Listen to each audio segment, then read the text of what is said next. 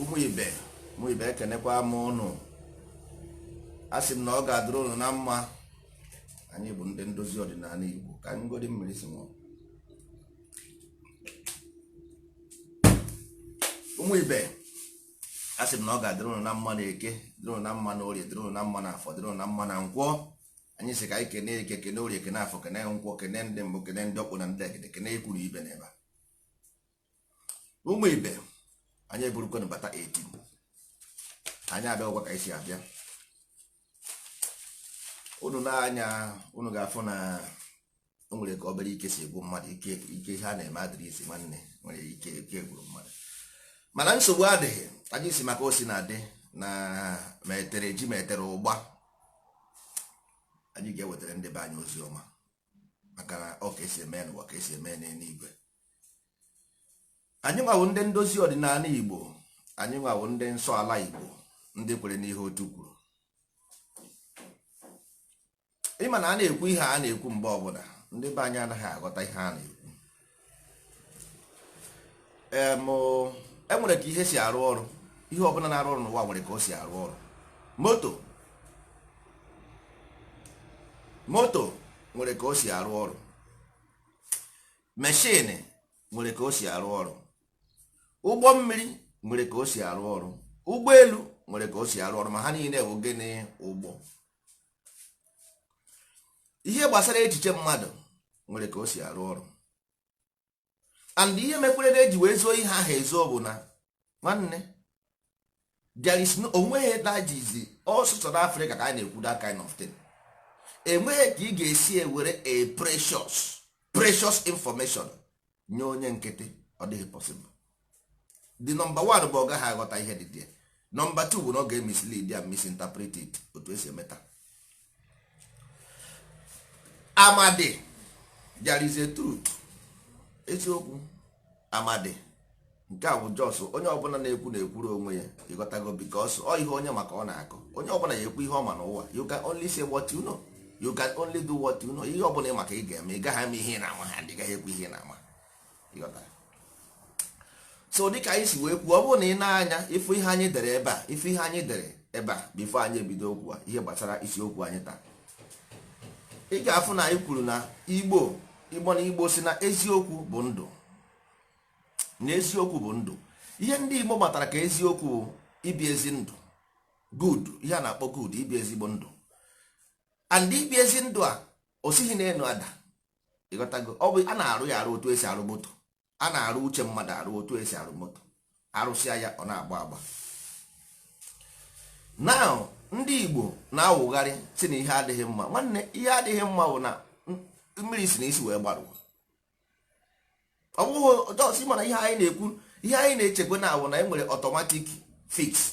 O nwere automatic fix ebe o nwere moto na-agba n'ụzọ nwee nsogbu, ịchọọ mekanik, roadside mechanic fix here the problem. Nwanne, that is not the case. That is not the case. And it can never be the case. Not today, not tomorrow. You got to go.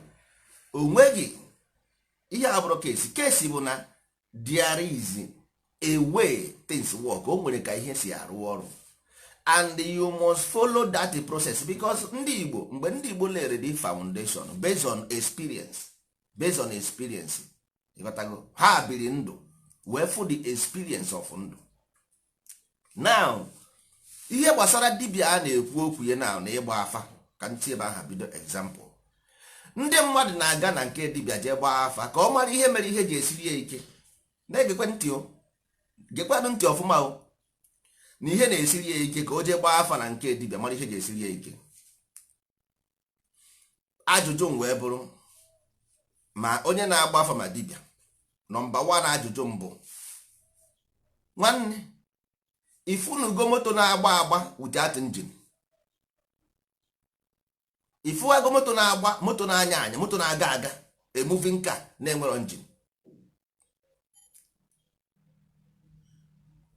Ọ bụrụ na ifunugo igwa, ma ọgwa na ifubeghị, then onye aha na-eji ịgba afa na onye na-agbara ya afa ụdịbịa. Now ihe o kwesịrị ịgbara ya n'afa ụdị engine na pass. Kedu the source of this engine kedu the parts of the engine. Yes, that is why eji agụ nwa aha, ịgụ nwa aha to give a name, ịkpọ nwa, ịba nwa afa. Because mgbe ndị ochie ihe nna agwụ na ihe ahụ practical something, if you like go and verify ọkwa nna mara akụziri gị. Now ọnwụ na ị gara na nke dibịa, ngị nwa na onwe gị bụ nwatakịrị ndị Igbo na-akpọ arụ, arụ nwa obere nwa, ịgba arụ. Nwatakịrị a now na dibịa, now arụ and dibịa a na-agba afa. Ngị nwa ga-ajụnụ dibịa nụ si ya how far dibịa wee sị gị ne nwanne ihe ahụ nothing but astrology. Kịta now kedu the source of the engine nọ n'ime moto ka a na-ekwu, because the body is nothing, is envelope. ahụ ahụ ị na-afụ moto body pass moto ka ọ bụrụ engine. So the case is engine. That's why ịma ha na-ekwu this thing otu a, nwanne ịchọzina the way of problem gị. This is the source of the problem. Everything, every problem on this earth bụ ebe a ka o si, ebe a ka o si. Enweghị any other thing is babash. Every single problem ọbụla na-abịa n'ụwa from that, because engine moto na-enwe nsogbu engine na ọwụ na njin gị anaghị arụ ọrụ nwanne, njin moto kụrụ njin, moto kụọ njin, enwe taya gba, you can change a tire very easily. Brake mebie, you can change brake very easily, brake pad igoro ọzọ. Mana moto gị kụọ njin, enwere ike wee ego na-eji arụ ya isi park ya dị moto gị kụọ njin, agụghị ego na-eji arụ ya ịpak ya dị moto si mba, because ị gaghị arụ ya, ọ dị ọnụ. Ịghọtara? So na ihe m ji ekwu this thing bụ ịma a na-ekwu okwu this Amadioha na this ama Igbo na ama Afara na ama Igwe, ndị mmadụ anaghị aghọta ihe a na-akọ nwanne. ịma nwere ike anyị na-asị ee ke were ihe na-akọ ebere m na-emere ndị Igbo, ịmawa ya ebere m ji emere ọnụ. Ichekwa na fundamentally ị nwere right to have anything in this life. Nwanne mgbe ị nwụrụ, anyị nwụọ enyi gị enwere ihe jini gị, enwere ihe jini gị kwa eziokwu. Ọ bụrụ na enweghị ihe jini gị, then ndị Igbo nwere ihe na-akpọ ogwugwu, one of the tormentor. This ogwugwu a na-ekwu okwu ya, igwu mmiri, ịghọtago? This igwu mmiri, this propeller na hang a ship on top of water or plane on top of air. Mbọsọ ọbụla ị kwụsịrị igwu mmiri ahụ, deti mmiri ahụ ga-eri gị, simple period. So the right ị na-ekwu na ị nwere ana, the right ị na-ekwu you have land is based on this thing. Any day you stop, that land will be taken away from you. The simple as that. So ihe na-eme gị now, but ihe a na-achọ ịgwa gị bụ the solution and the cause of your problem. Ihe anyị na-agbara n'ụwa afa, because afa abụghị jos ije Emeka Okeke, no. When as long as everything come from one source, the only way you can succeed in this life is when you begin to work with the source. Simple. Unless you work within the source, if not, ebe ka ị na-eje. Ndị Igbo na-asị na enwere ndị Igbo na-akpọ ịgọ mmụọ. Ịgọ mmụọ a na-ekwu okwu ya, mmụọ bụ ịmụnye ọkụ, mmụọ bụ ọkụ, ịmụ nwa, to give light, to give life. Everything about mmụọ, to give light, to give life. Okay, now ọ bụrụ na ịgọ mmụọ bụ destiny, kedu isi ihe merenụ ndị be anyị ji wee sị na ịgọ mmụọ bụ ihe ọjọọ? Why? Because ọ bụrụ na ịgọta dị mmụọ, enwere ihe na-eso ya n'azụ a na-akpọ iju ogu. Now ịfụrụ na ndị be anyị amara ihe bụ iju ogu ka ha ma ihe wee ịgọ ọfụ. Now ịfụrụ ha si wee daa ya, because ọwụ na ịma ha something ịbụ na ịmaghị ihe dị before 2 na 1 nọ before 2 and na 3 nọ after 2, you can never understand 2 unless ịma ihe nọ before 2 mara ihe nọ after 2, only then you can understand 2. ọwụ na ịmaghị ihe nọ before 2 ịma ihe nọ after 2, ịmaghị ike ịghọtanwu 2. That is why ha ji dị comfortable talking about Christianity, because at least their Bible will tell them. Okay, your Bible will tell you, but ịma ha na the same thing na-agwa gị here, because of the precious information that Bible will also hide it as well. Quran will also hide it as well. Torah will also hide it as well. Nwanne, enwere onye gburu gị wayo. This is normal thing. The same way esi arụ ihe gị na-agba agba n'ụwa, the same information ahụ dị n'ama Igbo, ọ dị na Bible, ọ dị na Quran, ọ dị na Torah. Can you imagine that all na this precious information are they hidden? Imagine the kind of life we live. Just imagine. May God imagine how life we live all na this information. Don't worry yourself. Enyesi onwe gị nsogbu.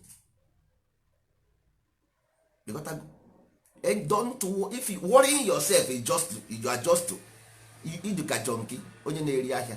You got to go, because onye na-eri ahịa mgbe ọbụla ọ dị Jones, ọ na-enwe Jones, ọ na-ediri iri ahịa. Simple. Simple. Because onye ọ dị addicted to something. So mgbe ọbụla ahụ ya bido request whether that ọ na-eri, or that is worry. It's as simple as that. Now ihe anyị ji ekwu this thing bụ because ndị afọrọ m ka ndị mmadụ na-ekwu, ọ bụghị ihe ha na-ebe akwa today. Unu chetara na since anyị na-ekwu this thing, all we get with it is insult. Ọ bụ ụnụ ka anyị na-ekwu ya. We say all these things before. Anyị kwuo about developing a new place in this rural area. Gịnị ka ha kwuru? Weta 300,000 for plot, weta 200,000 for plot. Kịta na ndị ugwu abịago iwere for free of charge. Ego ne ka unu ga-ana ha. I kwuru this thing before. Gwasi unu si unu na nwanne, because ndị Igbo si na eziokwu bụ ndụ. Eziokwu bụ ndụ. Nwanne, ọkwa ifuru ihe anyị na-eme dịsi Amadioha anyị na-ekwu okwu ya. Ị na-ekwuru onwe gị because I can na beginning of it. You got to go. Ihe awụ because you na ị chọrọ ịrụ no something, you must know what you are talking about, nwanne. Before ị rụọ plan, ị ga-esegodi ebe aka plan na-adị, see n'ebe ụkwụ ya na-adị, see n'ihe ga-eme, ị ga-eseche na everything na ọ gaghị anọkọta nnọọ ebido rụwa plan without eseghi mba. Ị ga-amapụgodi the idea of ebe ị na-eje na all those things and how ihe niile balance and all those things. Yes, ọ just na-akọ akụkọ, anyị anaghị akọ akụkọ. Nwanne, egwu anaghị atụ anyị na anyị. I were ya today, tomorrow we can take it.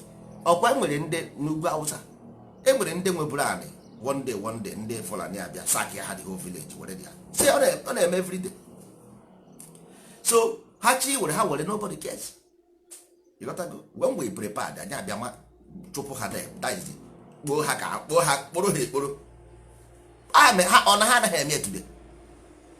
Ha na-eme. So ka ihe na-anụ ọgụ ịdịghị ready. Ị na-anụ ọgụ ịdịghị ready.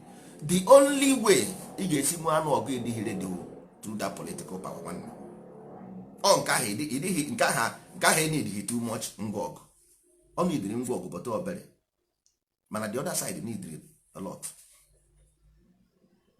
So until it take 100 billion years, when you get ready, man, egwu mmadụ ịba. That is as simple as that. That is how life work, man. Life creation is torment. This is creation, or just all those things. Don't threaten people with death, because death is normal. Because ihe ọbụla amụrụ amụ na anwụ anwụ. Ihe ọbụla ị mụrụ amụ, and every living thing must surely die. So you don't threaten people, that is nonsense. Problem is occupying a land, ọ bụghị about killing. Killing is just make you fear. just to put fear. Ọ ihe ụjọ ka a na-ebunye gị. Nsogbu odibo na the fundamental land. Ancestral land is the problem. What about killing? If you ever threaten somebody with death, nwanne Igbo okoko, because you surely die. Ihe a na-ekwu okwu ewu, what is the memory after death? That is the case.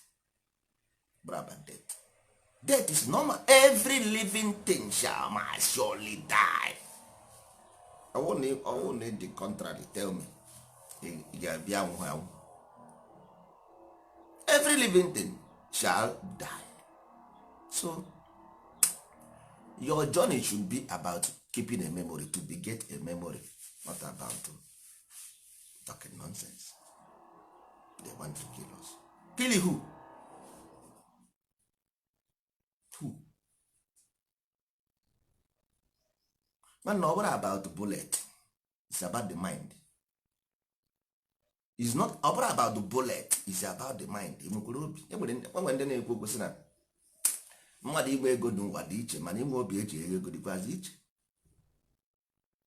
Inwe ego n'ụwa dị iche, mana inwe obi eji eri ego dịkwazị iche.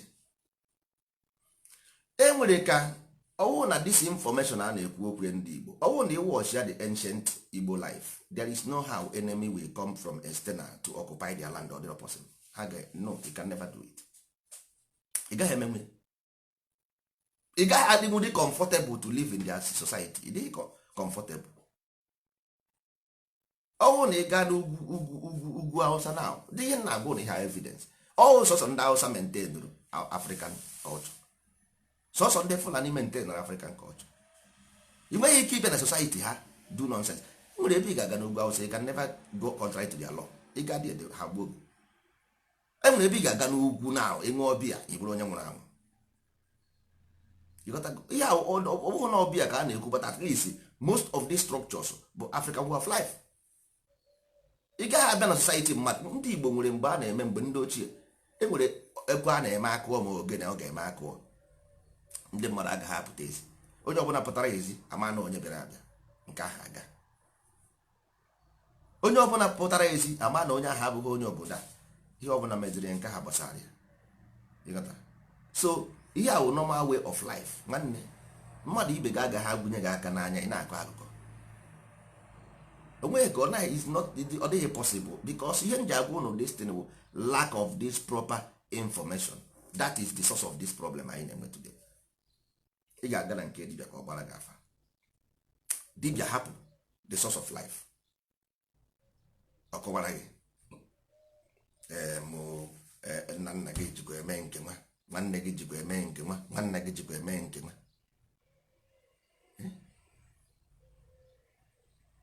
Onye nke a jikwa eme nke nwa, a ga-eme nke, a ga-eme nke nwanne.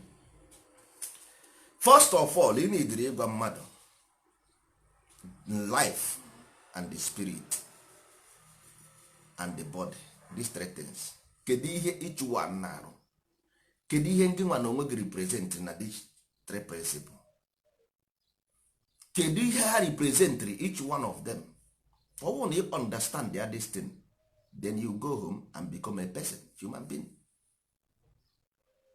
Ọ gaghị asị gị ịgara owere ụjọ tinyekwuo oge ụjọ n'azụ si gị wetakwuzie money, ego. Onye ihe na-anaghị agara ọfụma ọ bịara ka agbara ya afa. All those things enwere ihe ọwa ego. Ihe ahụ just to school ahụ ifuru akwụkwọ ifuru a na-agụ agụ today is just this information. Ndị isi ha dị mma put way into this thing. Religion, education, universities, disintegrate them to teach human being. That is the only way they begin to develop science and technology. It's as simple as that. It's as simple as ABCD man. But anyị chere anyị nwa na onwe anyị asị ndị nkịtị anyị bụ onweghị, there is no how m na-ekwu this thing every day. Because anyị na-ajụ, we just cycling the circle, squaring the circle. Kedu ka anyị ga-esi wee na-claim? We claim that we have ancestral land. Upon that we anyị akwụkwọ esiri anyị ike na nwa bekee enweghị ancestral land, but ukwu siri ike na anyị nwa na onwe anyị na-eclaim na anyị nwere ancestral land. ụkwụ esiri anyị ike na anị, nwere something dị wrong somewhere. There is something wrong, because mmadụ agaghị asị na o nwere nkwa na-akụ aka n'ume. Ọ dịghị possible. Ị gaghị asị na ị nwere nkwa na-akụ aka n'ume. Kedu the evidence isi ị nwere crude oil na your land, but somebody Okeke na Okafọ nwe ebe a na crude oil, mana onye wu manager of the crude oil Mustafa Ali. Na nwanne, there is something wrong fundamentally. Overall these people are not there is something wrong with you. And if you want to know that common thing, the God is to beget a memory of life. To beget a memory of life. Your own memory is running a different thing, because who you believe and worship is a different thing you don't even know about. Because of your own way, you are ashamed to call your own God, but it is proud to claim their own investment and their own property. You are proud to claim their property. You ga-apụta here say who is Amadioha, Christ, your common Amadioha. This the same person is in common Amadioha. This the same person na say na the land, they have taken our land, they want to invade us. It's what Okwaguma dey back where they are invading you. Because you don't hear something, you are deaf. The reason why the land is being taken away is because of you leave the information they left for you. God means to beget a memory. Simple. Then you replicate. Then you unite to the source. So nobody will ever come to take what belongs to you. No, because it's God's own country. That is why America say it. Because you are agent, you represent the living and dead. Fear will not let the person near there because they know what they will see. Were anything tinye na ime acid. If we acid aha ga-eme ya, acid aha ga-ata ya ata. Acid aha akwọlisie ya. But now you are afraid of the spirit of the land. It's your evil spirit, it's your arụsị, it's your anka. You are afraid of the evil spirit of the land, or whatever you call it. But you want to occupy the land physically, but you are afraid of the spirit of the land. Spirit is what you don't see, and you are afraid of the spirit you don't see. But you physically onye nkịtị empty body, then you are afraid of your own shadow. Ihe ọ na-egosi. Then kedukwe nke ị ga-esi wee defend this land? How do you claim the ownership of it? I don't understand. I got a home. So what you look at your mirror and see your problem, you created it. Ị naghị ana village unu isi gị na ya egbu gị. What do you fear? Spirit. You gotta go. All the whole fear niile na-eme gị n'ụwa based on because when you lost for this, you got a pull from this your ancestry way. You can ụjọ agaghị na atụ. Ịma na ihe created this fear because you go away from this source. Nwa ejinwa adịbịa na mgbọrọgwụ. Ndị Igbo si ejinwa adịbịa na mgbọrọgwụ. Mba. So all na pull from this thing, there is nowhere fear can come at the first place. And there's no how somebody ga-eme ibe ihe ọjọọ because some of the consequence. He knows the consequence. He go to dictionary. Chee ihe a na-akpọ tormentor. Check ihe a na-akpọ tormentor. Then you know why ndị Igbo have ihe ọ na-akpọ arụsị. Ihe ọwụ ndị ọkpụ. Ihe ọ na-akpọ arụsị ndị ọkpụ. Check what is tormentor. Ị mara ihe a na-akpọ infliction of pains mentally and physically. Ị mara ihe anyị ji wee nwee those things in our land.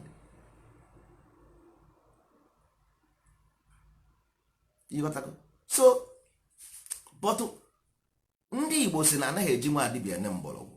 So the only thing mere gị ị naghị ana village, mere gị je lose your ancestral land gradually, all because of you deviated from the powerful information age. Ndị Igbo nwere ihe a na-akpọ isi ala. Ndị Igbo nwere ihe a na-akpọ isi ala. Isi ala mba anọ. isi wụ the head, and they dey proudly to say that ndị ugwu bụ ndị isi ala, they are the head. ngụwa wụrụzie gịnị? isi iwu ha onye isi ala, kedu onye iwu onye Rome, ọkwa ya? ha nwa bụ ndị isi ala, that means they own the land. Simple as ABCD. nwanne. isi bụ Christian. Christian bụ gịnị? ebee ka Christian dị? Christian dị na Rome, Roman Christian. ndị ugwu bụ ndị isi ala, they are the owner of land. mana ndị Igbo nwere ihe a na-akpọ isi ala mba anọ, isi ala ngwa mba. ọ ndị ugwu nwere ala. kwa ihe unu kwuru, you said ị na-asụ Igbo because isi na ha bụ ndị Islam. mba, isi ha bụ ndị isi ala. ọwụ na isi na ha bụ Islam, good and fine, but isi na ha bụ Islam, use your own language to deprive your own self a power, sense of belonging. nwanne, si na ha bụ Islam, isi na ha bụ isi ala, that means you have a problem. ọ Igbo bụ isi ala, ọ bụrụ ha. ọkwụ nsoro bụ ndị mbụ. kwanye ugwu ha ụkọ bụ onye mbụ abụrụzi onye ikpeazụ. isi na ụlọ bụ ndị mbụ, ha ụkọ iji wee si na mepee ọnụ si na ndị ugwu bụ isi ala. mba, enwere ego unu na-agụ pati ọbasi, ndị ụka, ndị bara ụka. agaghị m akpa isi ala nye arụsị, arụsị apịrị apị, ọrụ aka mmadụ, ọ dịghịzi ekpere, Jehova ka m ga-efe. na-edekwentị arụsị bụ Igbo, ọ gaghị akpa isi ala nye arụsị, mana Jehova from Israel ka ọ ga-efe. na-ekwentị aga m akpa isi ala nye arụsị, arụsị apịrị apị, ọrụ aka mmadụ, ọ naghị aza ekpere, mana Jehova ka ọ ga-efe, nke si ndị Israel. ọ gbara nkịtị okwu juru ọnụ ya, ọ gbakwara gị nkịtị okwu juru ọnụ, ma ọ gbaghị nkịtị forget about you. mana arụsị react, ma ọ chọghị nke aha na react, ọ chọrọ nke gbara nkịtị okwu juru ọnụ. nsogbu adịghị. now mgbe a mụrụ mmadụ, mgbe a mụrụ gị, now inwere ụbụrụ isi. ụbụrụ isi ga-anụ ma ndị idiri ha na-akpọ to beget memory of innate.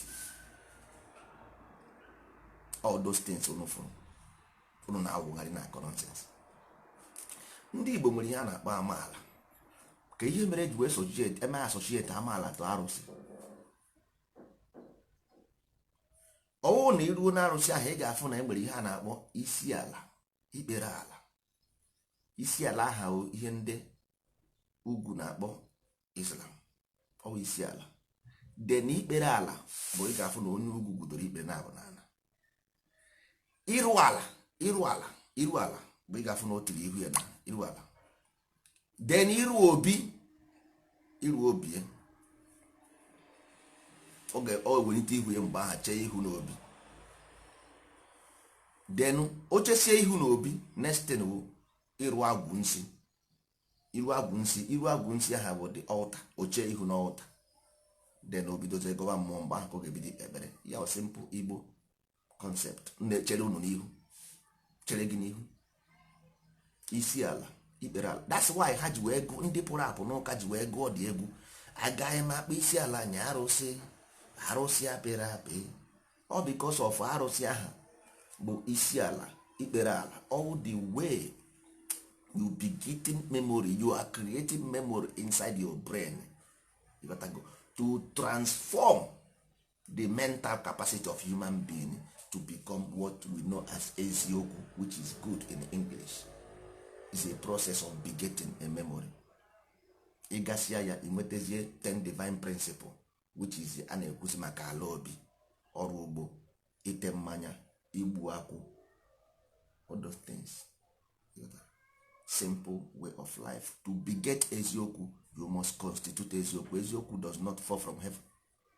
To beget good, you must constitute. If not, how can you know what is good? How can you differentiate it if you don't know it?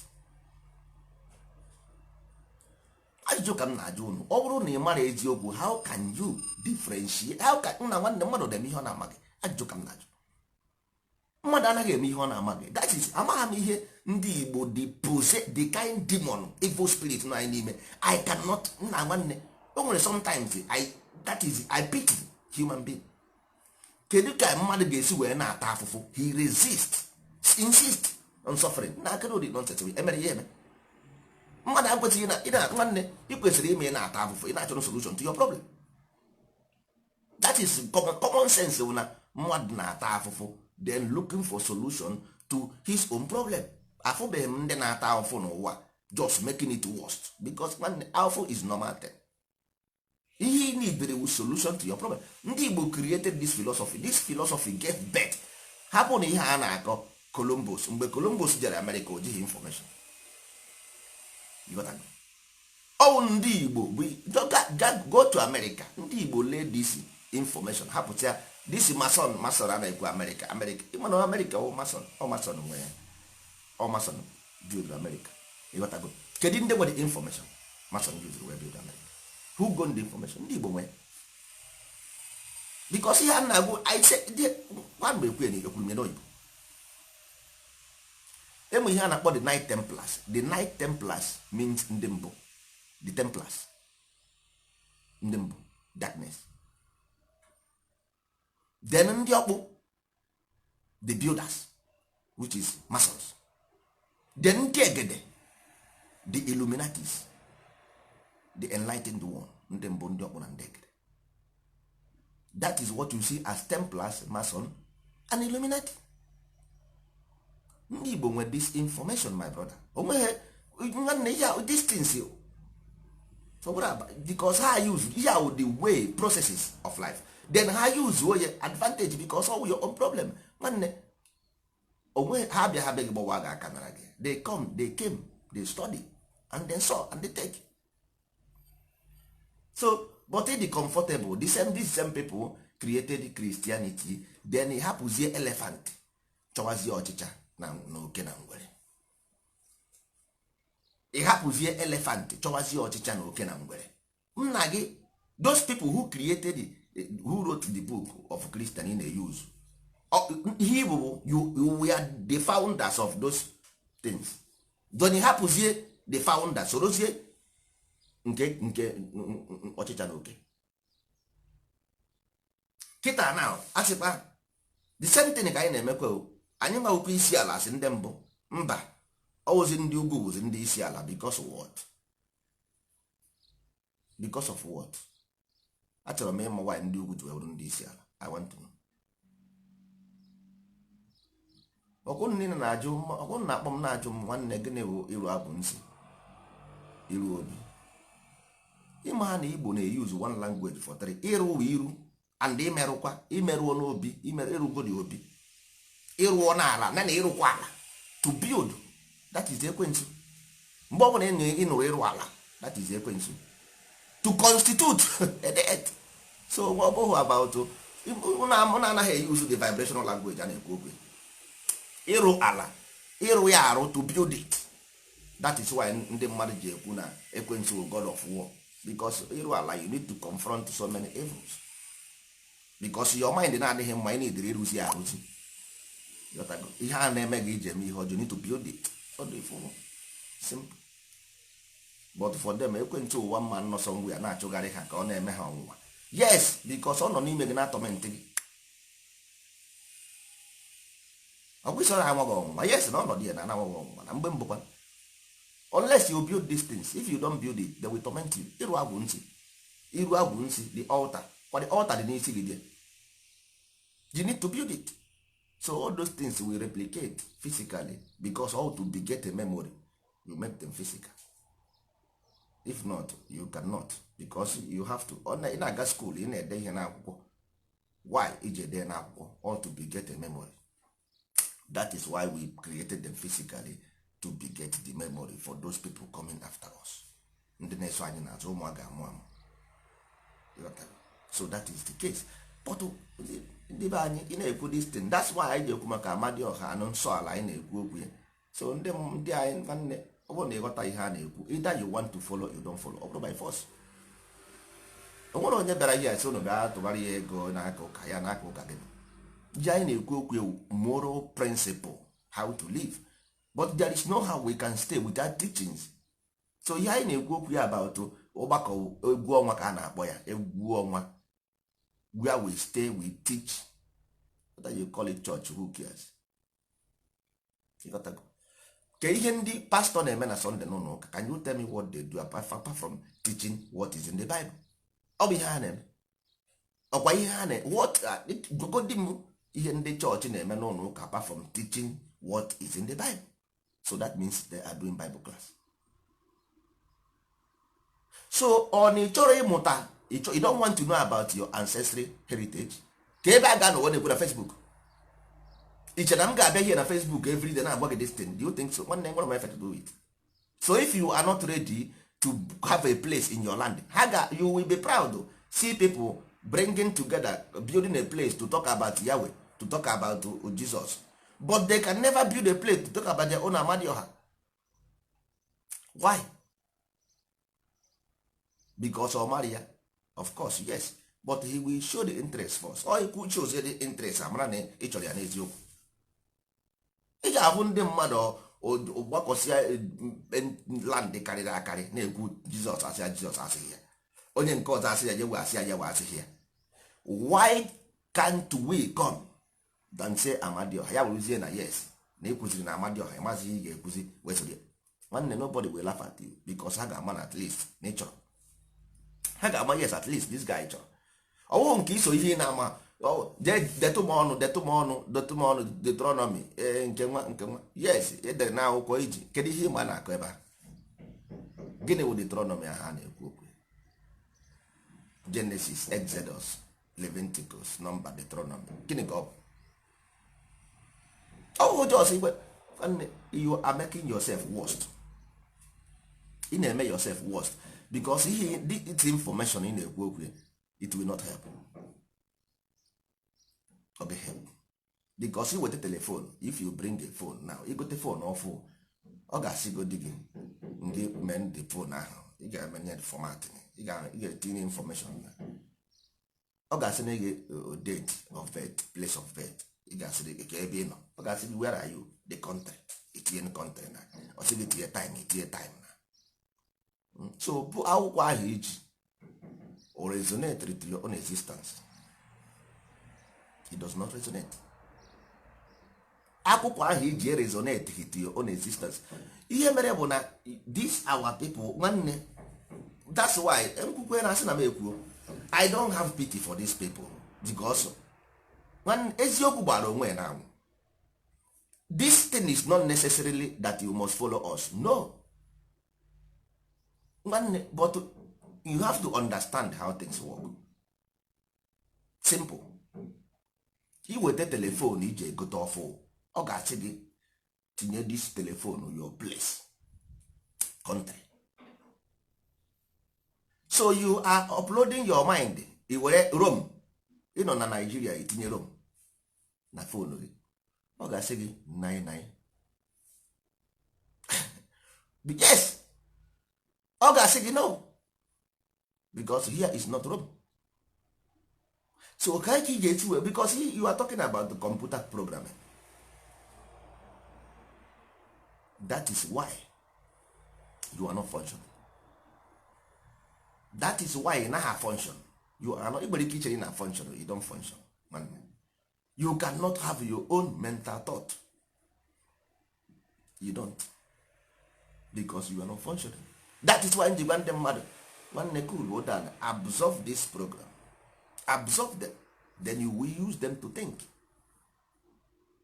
Because ndị ahụ iji ihu eche eche, ọwụ na iji eche echiche gaghị arụ na condition ị nọ today. Ọwụ na the program running in your brain, because ịhụ ndị Hausa Fulani, ihe ọ na-egosi gị na the program in their brain is sufficient. Because why? Your position na-show who you are. Your position physically na show where you are mentally, the state you are mentally. Mana your position physically enwere ihe o show, that means ọ na-show na mentally ịdị down. Ịdị down. You got that? So the best thing anyị na-ekwu okwu ya na bụ na our child should have this Amadioha as a foundation. Then every other thing will be added to it. This our akwụkwọ nsọ ala anyị anụnwa na-ekwu okwu ya na everything nọ n'ime, everything all together. Egwu ọnwa nọ ebe ahụ, ịghọtago, as a teaching. Ịkwa ụtụ nọ ebe ahụ, iri ji nọ ebe ahụ, ịghọtago, ịgba ọfala nọ ebe ahụ, ilo ụwa nọ ebe ahụ, ọgbanje anọdestin, ndị mbụ, ndị ọkpụ na ndị egede, ịghọtago, ntọala, dibia, ịgba afa, all those things nọ there. All those things you have to use them for program for a child. So this child will grow up because a na-ekwu ya otu ọ dị simple, mana ihe a na-ekwu okwu ya bụ something worth 900 pages of book, which gradually go one after the other. So all instruction for a child, so that the foundation is the law of Amadioha, which is Amadioha itself. Because one, light is not the problem. The problem is what is inside the light, the energy inside the light. Not the fire itself. It's the energy inside the fire. What makes the fire fire? That is Jane Kumake. So when you have a foundation in a house, one, there is no how the house can stand, or not possible. Or they possible. That is why they remove the Amadioha and replace it with Chukwu. Mgbe ha kwuru replace it with Chukwu, gịnị meziri? Ndị Igbo akọsa. Biko ha amụma mee. Ha amụma mee. Oh, because the way ha na-akpọ Chukwu n'Igbo before. There is, and there was. But ọ bụghị ya bụ the law. Ọ bụghị ya bụ the foundation. Enwere ihe a na-akpọ foundation. Ha ewepụ the foundation, werezie window nye ụnụ. Ke window, iji window eme gịnị? Ndị Igbo na-ekwu today, na-ekwu Chukwu, Chineke, ekwusi ihe ha niile. Mana ọ ya bụ the problem. The problem abụghị na ya amaghị ihe wu Chukwu.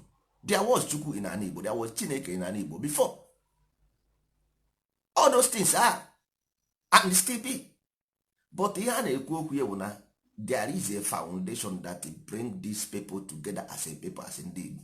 There is a unified principle. There is a unified principle. So all based on this unified, ndị agha nọzi na be ha, they will lay a foundation based on this principle. Foundation of ụmụada, ụmụnna, ụmụnka. Then if they represent same principle na be ha, then we represent same principle na be anyị. Unu represent same principle na be unu. Don't you see the strong force? But unu nọdịpụ unu na-akwu maka ala, anyị na-ekwu maka Yahweh, ndị a na-ekwu maka Christian. Na nwanne, there is no connection between three of you, because Yahweh si na Jesus will fake, Jesus si na Muhammad will fake. So there is no how you can speak in one voice. Hapụ ihe a na-ekwu, ihe unu na-ekwu kwusi na Facebook, ha na-abịa, they are coming to take our land, this that. After that, because obi dị ahụ, ọ na-anaghị afụ obi mmadụ anya. Obi dị ahụ anaghị afụ obi mmadụ anya. Kedu the foundation? Because nwanne, akwa anyị na-ekwu okwu ya now, you inherited the ani. These people talking about this inherited land, they cast their ancestors every day by day in their prayers. The same person you claim to inherited this land from. This land in Igbo be inheritance, okay? It's an inheritance, yes. This land, the inheritance from those who came before you. You abandon them. Ị na-eme omenala, anyị na-eri ji. Nwanne, iri ji bụ Igbo tradition. Iri ji is an Igbo tradition, not a Christianity tradition. But you were Christian, but ị na-eri ji.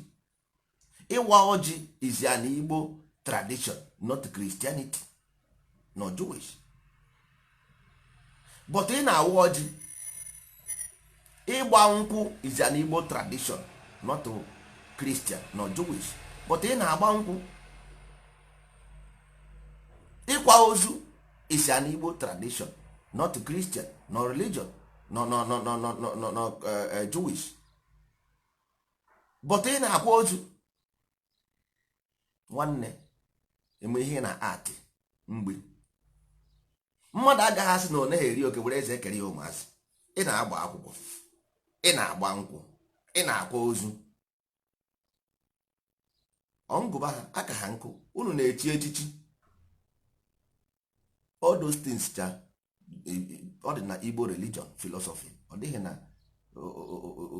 Western religion or Arabic religion, ọ dị na Igbo religious philosophy. But ị na-eme bọde abe Christian, Christ in one. Christ in one. Fada na-eme omenanị. Nna nwanne, fada ọ na-eme omenanị, mana omenanị Igbo wụnụ Igbo way of life. So father represent Rome. Father is working, father, because ama na ụzọ father na-arụ ọrụ. Father is an employee in Roman church. He's an employee in Roman church. So nwanne, I didn't get all these things. If you know me very well, man, nwanne, I stand for everything, everybody, freedom of everybody. I stand for everybody right to do whatever they want to do. I stand. But I also stand as an Igbo man to defend and represent those who are before me. Enwere ihe ha na-emeta ha ọfụma, all my right, all my duty to make them good and do them well. That is why they gave birth to me, to start from where they stop. That is why we are born. You got to go. So ị nwere any reason to say mụ na father na-eme omenala, make no sense, or pastor na-eme omenala, it does not make any sense, because he is working, he is a servant of God. God of what? God of the West. So he is serving God of the West. So ọ na-arụrụ onwe ya ọrụ on his own. He is fine, good and fine. Let him continue. Let him remain blessed and carry on his work and duty. But ihe nna-achọ ikwu na anyị ma na onwe anyị believe na Amadioha, the law of the land and the universal God. We should also have the right, fundamental right, to express our emotions and feelings. You got that? So agbasizi ọsọ agụọ maya. But ụmụ na-agaghị abịa na-asịsị mụ na onye Igbo na ya bụ onye Igbo na ya bụ Christian. Ọ na-anịkwa anya onye Igbo Christian, ọ ga-agba akwụkwọ n'ụlọ ụka kwa ozu. Ịkwa ozu bụ Igbo ka a sụrụ ebe ahụ. Igbo bụ ịkwa ozu. So there is a process of ịkwa ozu n'ọnụ Igbo. Ịgba nkwụ n'ọnụ Igbo, ịgọ mmụọ n'ọnụ Igbo is a process. So o nwere reason, e nwere the way all these things are done. It does just like that. E nwere reason how these things are done, period. All these things are just like that, no. So ọnwụ na ị gaa n'ụlọ ụka gaa ịkwa ozu, ha ga-akwara gị ozu based on their own understanding. But to you as a person, you telephone iji n'aka na-arụ ọrụ based on some kind geographical location. So ka esi ka ị ga-esizi anwụ abazi na-akọrọ gị about Rome n'ọnwụ. You got to go. So sometimes anyị na-eme nnukwu mistake, mana anyị amaghị na anyị na-eme mistake.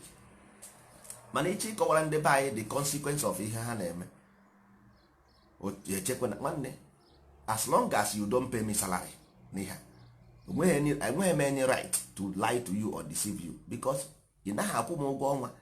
You don't pay me any salary, so enweghị m any benefit of deceiving you or lying to you for so that you can follow me to do what? Follow me to do what?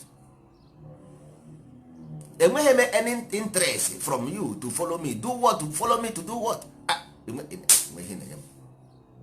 I don't take anything from you, nothing, absolutely nothing. You got that? The only reason why I do what I do is because I'm the messenger of Amadioha. I agree to follow Amadioha. Simple. So if I want to be a messenger of Amadioha, I will preach the message of Amadioha. Simple. Period. So but because of na enwere ihe na-enye m, nwere ihe na-enye m, ọ bụ na enwere bịa kwuo. Ọ bụ na enwere ihe na-enye m ikwuo, nwere ihe na-enye m. So only benefit m nwere bụ na the land we live and occupy, ihere na-eme m because of the way you behave. You make me shame. Because one is not possible to abandon those who you claim to occupy their inheritance and insult them, humiliate them, and still be proud to claim the land. It will not happen. The land must be taken away from you. I said, the messenger of Amadioha said, you must lose the land. It's a must. Because you can't knock at no put on a public. You are a Christian. Do you know what is the kind shame this thing bring to your ancestors? Do you know the kind shame, the kind cry they cry in the grave? Why wasting millions of years in the forest to get an information of mind development? Give to my children and they abandon me. Ndi Igbo will never see anything. Just your cry. Cow na Genesis, you are just beginning to cry. This is just starting of your suffering. In a bido ebido, you never started. You never started. According to the Bible, you read the Bible, more Israelites in Egypt. You read the Bible. Israelites in Egypt. It's your allegory, it's a metaphor. It's a metaphor of life experience. This is a metaphor of life experience. One, there are 12 tormentors. Ndị Igbo na-akpọ arụsị na ala Igbo. Ever present, they are the judges and they will judge you. They are the judges ndị ọgbụ, they will judge you. Ha ga-agwọ gị ezigbo ịba. Present ever inside your mind because it's mental. Because universe is mental. Ichekwa na ịbatị ya kwụsị ihe niile ị na-ekwu. There are laws who guide land. There are laws we are about land degree. Oh, just to speak it. Oh, even to fight does not guarantee a land. To fight, I guarantee of a land. You got to go. To fight does not guarantee a land. Oh, because go give you guarantee or right to a land, you know. Because ndị mmadụ nwere ike ichekwa na they are killing us, we confront them. Enwe ihe a na-akpọ war without end. War without end, and you will lose.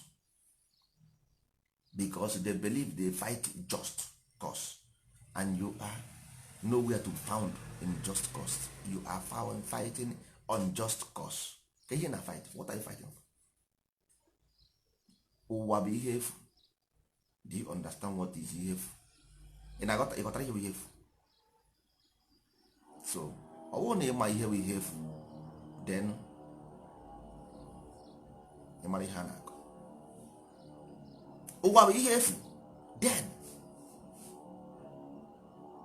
kedu ihe mere ndị be anyị ji wee found Amadioha's foundation, so that you don't fight ihe efu, you find ihe ọma. Enwere ihe efu, nwee ihe ọjọọ, nwee ihe ọma. If fight na for ihe efu, fight for ihe ọma. What is justice? Just cause. No matter what, your memory will remain forever and ever. Na fight ihe efu.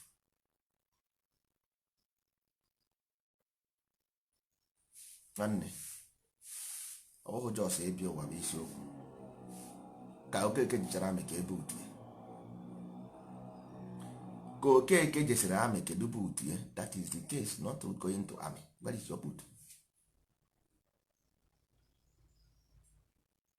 Check the history of Africa. Check the history of Africa.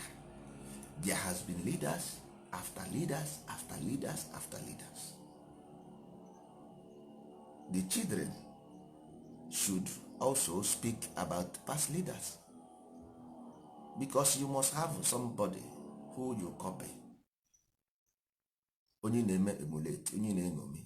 Can you speak? Gwagodi m one onye na-eṅomi. Those people you carry iṅomi ndị ahụrụ na-akpọ osu, ohu, ume, eze, nze na ọzọ, ezike. Ọwụ ndị agha bụ ndị karị iwu your brain stores, but no, ha replace ya. But to thank God, anyị nọ ebe a, we are here. Anyị nọ ebe a, agbasi ọsọ agụọ mile. Nwanne, there must be something you emulate. There must be an aspiration. If not, where are you going? There must something that aspire you. There must be something that aspire you. The only thing is na we just wake up one morning, begin to shout awaken, awaken, awaken. Awaken wukwu oyibo. Awaken wukwu oyibo. Ma kome ebe da one si pụta. Awaken, awaken, everybody awaken, awaken, awaken. Now every day by day people feel that Igbo way of life is primitive, even though primitive was something greater than what they thought it would be. So how they use the English language, awaken, awaken, awaken. So you know what man, no one if you don't know the past, you don't have any future. No matter how bad the past is, you have to know them. That is why you go na memory dem. Ihe ọ bụla ị na-eme n'ụwa is based on memory. That's why they created the slave movies. That's why they created, they give you children of Africa suffering. That's why they give you bad news, because they have to give you a memory to use to think. So those memory ha nyere gị iji eche uche ya nwa bụ your downfall. They give you false memory, and that is your downfall. Until you go back and follow this direction I na-enye gị now. That is the only way forward, no other way. It does not matter on what you believe.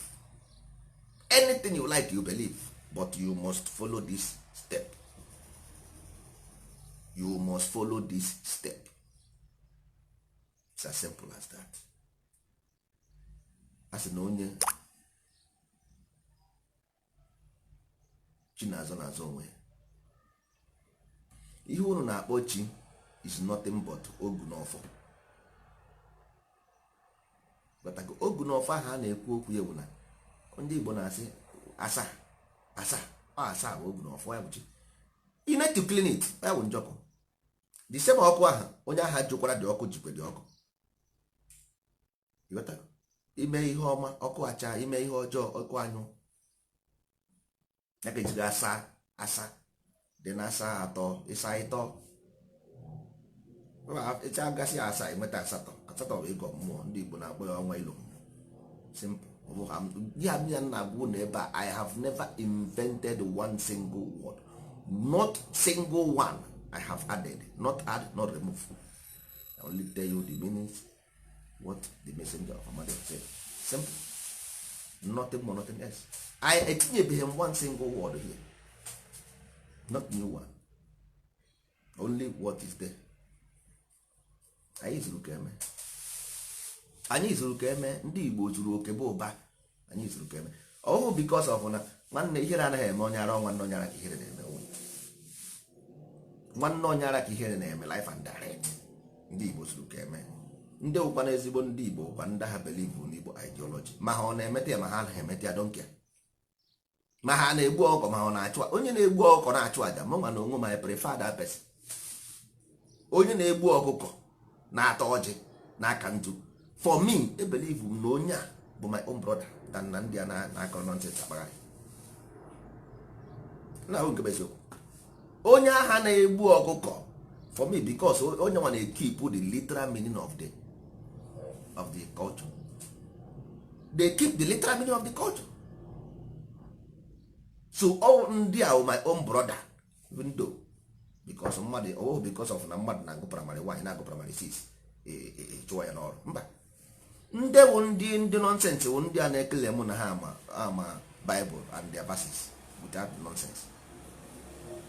Under fuck up ndị na-egbu ọkụ na ndị na-egbu ọkụ because they want to be proud of their own ancestors. Yes, even though nwanne ọka mma na ịmaghị kwere ịghọtagoda na ị na-eme na ịnwe nwere ihe ịma. Ndị a just ma accept their own way of life whether they ha maka o si arụ ọrụ ma ha ka o si arụ ọrụ. We should take them as brother because they accepted. Yes, because mgbe anyị bidoro this ndozi ọdịnala movement ọwụ ndị ọrụ anụ abụ uche wee may accept, so you must keep that respect. Even though we speak the way we speak, it does not matter because ebe a na manjakịrị ka na-ekwu eziokwu. You must take them as brother because they are the people who embrace this Igbo ideology first before any other person. You must respect them for that. Mana ihe mere anyị anaghị eji ike ekwu, nwere ike ito ogiri ọbantị, nwere ike ito ogiri ọbantị ịgbazi ha na ha na ha ụmụnne anyị na ha nwere ike ha gbazie na ha ụkọ. Not knowing no process of development, they are growing, they will later grow. Even ha nwere ike karazi anyị mara tomorrow speak that is bruzie the messenger of Amadioha n'isi ị na-asịzi ha jiri nwayọ ha ajụ. Nwere mgbe this movement mgbe for example ka anyị use Biafra as example. Onwe mgbe a na-ekwu okwu Biafra otu ndị nwe some people ga ha sị mba gịnị Biafra mụsa ụlọ ekwesị na Biafra ị na-akpọzi ọsị gị gịnị nwanne hapụ ihe na-akọ even gịnị agaghị eghezi ọnụ sef, gịnị agaghị na-eghezi ọnụ ịkpọ ya sef ọsị gịnị agaghị eghezi ọnụ ọsị gị gịnị ọ Biafra ọ det ọkwa onye na-ayọ biko since 20 years ọsị gị Biafra gịnị gị na nwanne ịpụta ha na ọsị gị bịa nwoke Biafra ka ọ da nonsense kwere ị gara ekwuzi the same person na ka ị na-asịtị nwanne bịa ọsị gị nwanne hapụ data na Biafra ebe a nọ ịghọtago. So the same people a na-agwa okwu a now this ọdịnala Igbo a na-ekwu okwu ya, these people even though ha bịara anyị nwa kpọpụtara ha na odozi nonsense a na-eme ịghọtago. So nsogbu adịghị, let them be, time shall come. Nweghị mgbe anyị toro jos bụrụ ihe anyị bụ today, always gradually by gradually, but only one thing anyị na-like we like to complicate issue. Nwanne enwere onye ị na-eso sosibe ya ike, ihe ọ bụla onye agha kwuru ma ịghọtaghị kpọọ onye ahụ ịghọtagosi ya nwanne this thing aghọtaghị m ya kọwagodere m ya, the person na-akọwara gị.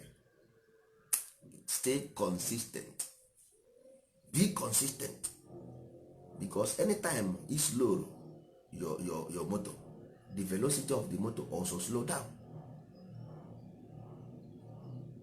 The velocity because all mgbe ahụ ị na-add more speed ka the mind na-create new idea and more understanding na that na ọ na-atụ.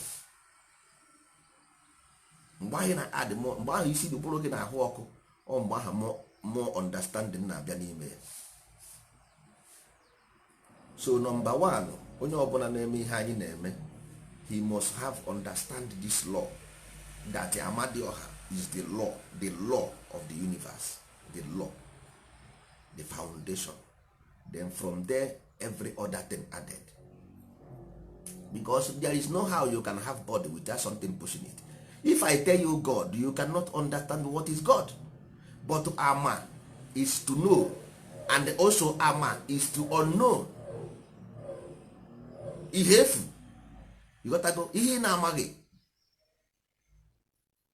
so is more understandable. Amadioha ama just wepụgodi di aha, wepụgodi ndị ọha ahụ sef, wepụgodi di ọha ka ị gaa na normal thing.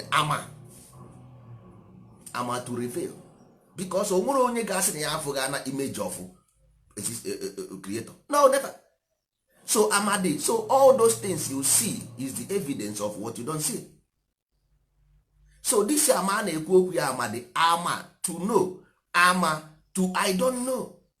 So it's more understandable ama than God, because God, God, o nwere any explanation. How can you explain that? It's na God created everybody. Yes, nsogbu adịghị, God created everybody. This God, what is the letter? Get the meaning of this letter. God means, or because he kpọrọ ya God and he create everything. Yes, get the definition of this God. Is about deity. Deity means what? O make no sense.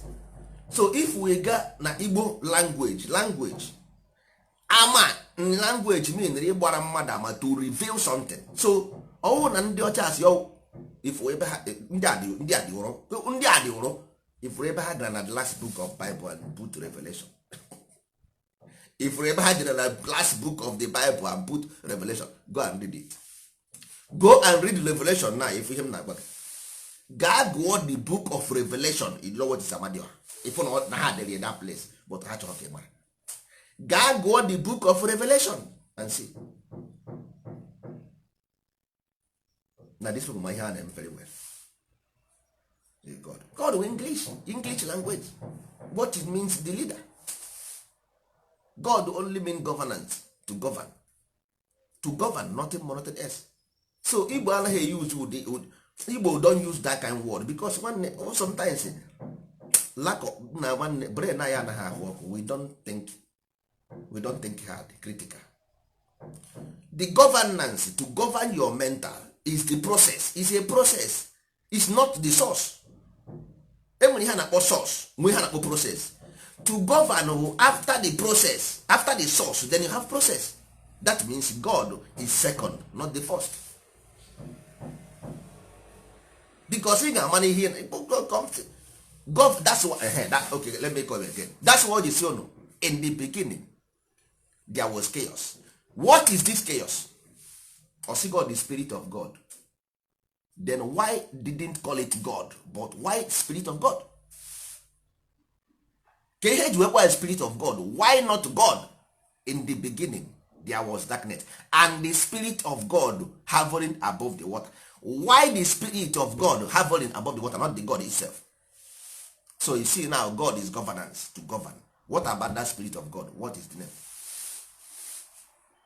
What is the name? Can you hear what that Spirit of God? What is the name of the Spirit of God?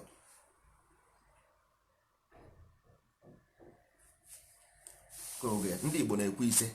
Ndị Igbo na-eme ha kwụsị okwu ha sị ise. Amadi.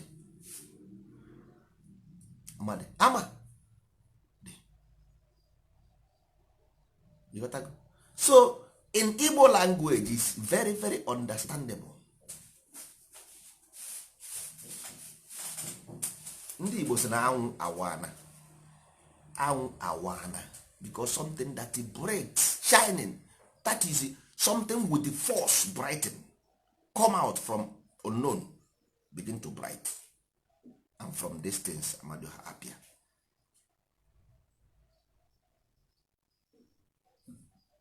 Simple as ABCD. If you watch Amadioha is the symbol of the sun. That's why we say thunder and light, because explosion happens, light comes in. Ka ihe ndị Igbo na-akpọ flash n'Igbo ise foto ise is flash, ise bụ ise, flash is ise, light is flash, ise foto is flash. A thunder and light, that is Amadioha. Go and do your own research. So explanation matters a lot. What the very very important explanation. Also say God means to govern something that rules, something that rules. But explanation of this ruler or this leader matters a lot. Also God who created you, God created. Nobody is disputing any creation or no creation. The issue here is that God, what is the meaning? Because creator means creator. God does not mean creator. Creator is English word and means creator. So God is God and creator is creator. According to the language. According to the language, there is something they call creator. According to the language, there is something they call God. In Igbo language, anyị nwere ihe na-akpọ Chineke. Yes, Chineke nwere wikaf creator. Nwee ha na-akpọ Chukwu. Nwee ha na-akpọ Amadioha. So, but these people chịkọtara all these things ganye na one basket. How do you understand them?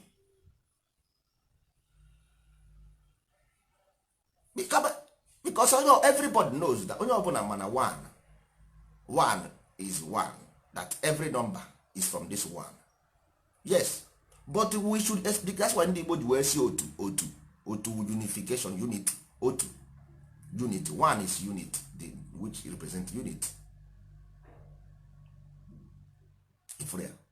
So, but instead of these people to tell you this thing now, that they are talking about government, that government, then say, that's why they say government is indivisible government. You see now, that before I tell you that the government represents God, you see why they say country is indivisible. Thou shalt not worship any other God but me. That is the philosophy of government. That is why the government all the difficult to divide there. You got that?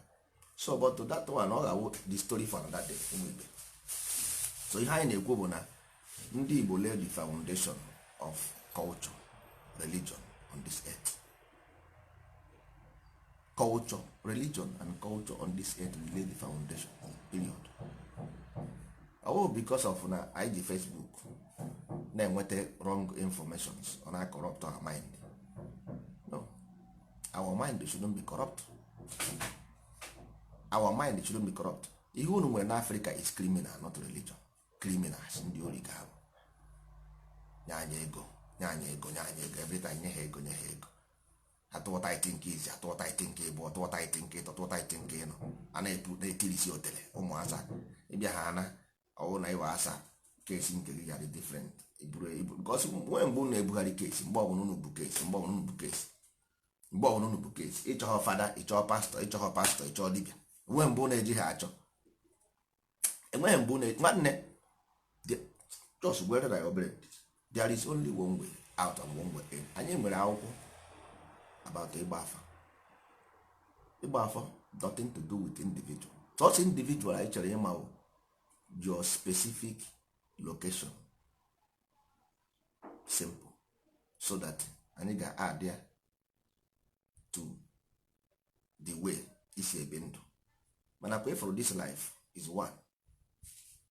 You got to go. So your understanding based on alpha should be here about the body, mind and soul. How do these three things combine and work?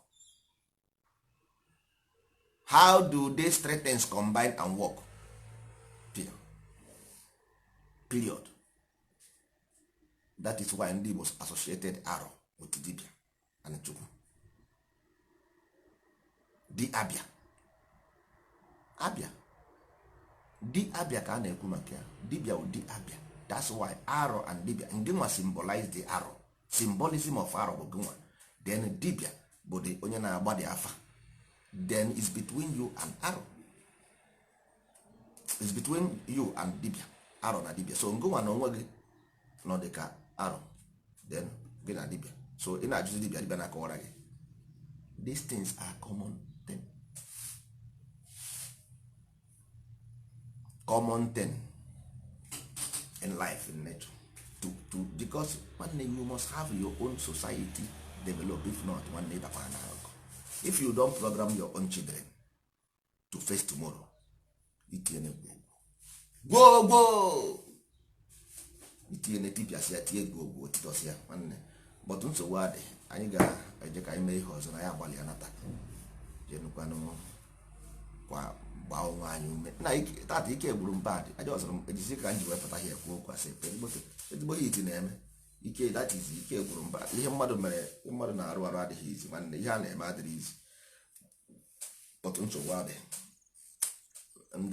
ndị otu anyị ụnụ mana ọkwa ọjị anyị adịgwara reji ọkwa ọjị anyị adịgo reji so maka ndị chọrọ dị ọkwa ọjị ọnụ nwanne anyị nwoke Chigozie ọ na grupu anyị dị kpọọ Chigozie onye ọbụla chọrọ ọkwa ọjị ha kpọọ Chigozie ọ na grupu anyị so that very soon ọfọ anyị na-ewepụtakwa ọfọ anyị nsọala anyị kụmana ihe awa ọfọ na that ihe ndụ ahụ ọfọ pendant ya we have the pendant anyị ga-efload even bangle even tag this tag ya anyị ga-enwe tag nsọala bangle nsọala pendant nsọ we will flood the land with nsọala nsọ here nsọ purity the holy of holies.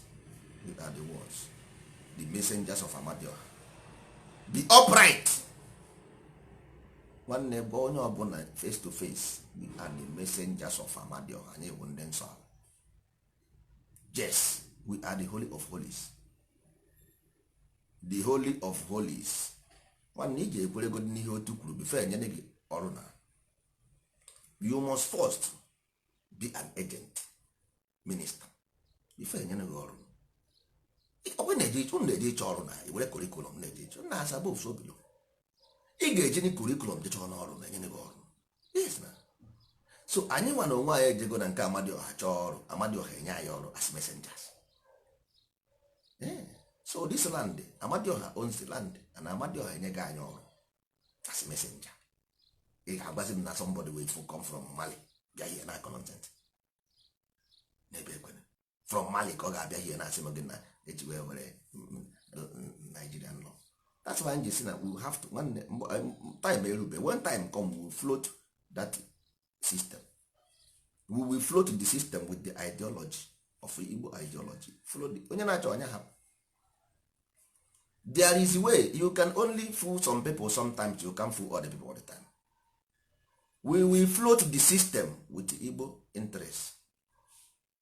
We will work with other regions, work with the Edo, everybody, but we will float the system with our own ideology in this land, then work with other people and also tell them to defend their own interests so that onye ọbụla defend their interests nke ha simple, so that mmadụ agaghị agazi from side nke ebe na-enye mmadụ nsogbu ebe. No, defend your interests. Ugwu defend their interests gị, Yoruba defend their interests gị, Igbo also should. So mmadụ agaghị abịazi na-agagharị mmadụ ibe aja na karị, but everything will process. We must speak it into the mind of the people before we execute it. If not, you are wasting your time. Don't know no